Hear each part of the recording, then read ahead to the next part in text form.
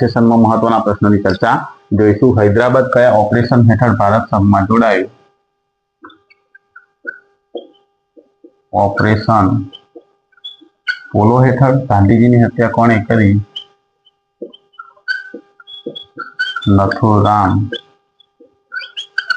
ગોડસે કરી। બંધારણમાં મુસદ્દા સમિતિના અધ્યક્ષ કોણ હતા? ડોક્ટર બાબા સાહેબ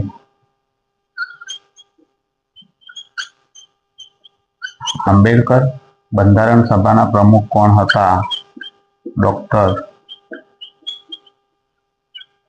રાજેન્દ્ર પ્રસાદ હતા। બંધારણનો અમલ ક્યારે થયો? 26 જાન્યુઆરી 1950 ના રોજ। આ પ્રકારના જે પ્રશ્ન છે તમામ સ્પર્ધાત્મક પરીક્ષામાં પૂછાયા છે।